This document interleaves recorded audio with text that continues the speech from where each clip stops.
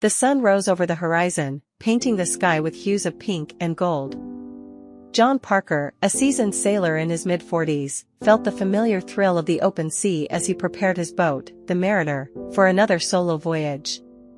He had done this countless times before, but each trip carried the promise of adventure and solitude that he cherished. Little did he know, this journey would be unlike any other. The morning was perfect. The sea was calm, the wind steady. John checked his supplies, enough food and water for a week, a fully charged satellite phone, emergency flares, and his trusty fishing gear. Satisfied, he set sail, the engine of the Mariner humming as he left the marina behind. By midday, he was far from the coast, the land a mere speck on the horizon. John reveled in the tranquility, the gentle rocking of the boat, the cries of seagulls overhead. He cast his line, hoping to catch something for lunch. Hours passed, the fish eluding him, but he didn't mind. He had nowhere to be, no schedule to keep.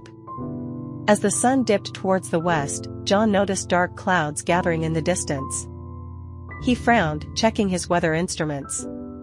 The forecast had shown clear skies, but the sea was unpredictable. He decided to head back towards shore, just in case. The storm hit faster than John anticipated. Within an hour, the sky had turned an ominous gray, the wind howling as waves began to crash against the Mariner. John struggled to maintain control, the boat lurching violently. He radioed a distress signal, hoping someone would hear, but the static was deafening.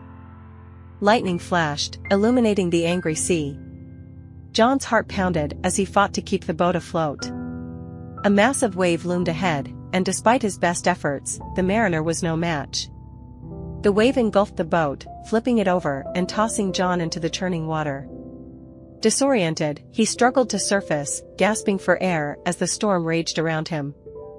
The boat was gone, swallowed by the sea. John clung to a piece of debris, the realization dawning on him that he was alone, adrift in the vast ocean. The storm eventually passed, leaving John floating under a sky full of stars. He held on to the debris, his muscles aching from the effort. The cold seeped into his bones, but he refused to give in to despair. He had survived the initial ordeal, now, he needed to focus on staying alive. Daylight brought little relief. The sun beat down mercilessly, and John knew he had to conserve his energy and ration the small amount of water he had managed to salvage. Dehydration and exposure were his biggest threats now. He fashioned a makeshift raft from the debris, tying pieces together with his belt and shoelaces. Days blended into nights, the endless expanse of water stretching in all directions. John's thoughts wandered to his family, to the life he had built on solid ground. He regretted not leaving a detailed plan of his route, but he pushed those thoughts away. Regret was a luxury he couldn't afford. He survived by catching rainwater in his hands, by eating raw fish when he was fortunate enough to catch one. His body weakened, but his resolve remained strong. He kept a hopeful eye on the horizon, praying for a ship or plane to come by. The days dragged on, his strength waning. But then, one afternoon, he spotted something in the distance. A speck, growing larger. His heart raced as he realized it was a ship. Summoning the last of his energy, he waved frantically, shouting until his voice was hoarse. The ship, a massive cargo vessel, altered its course.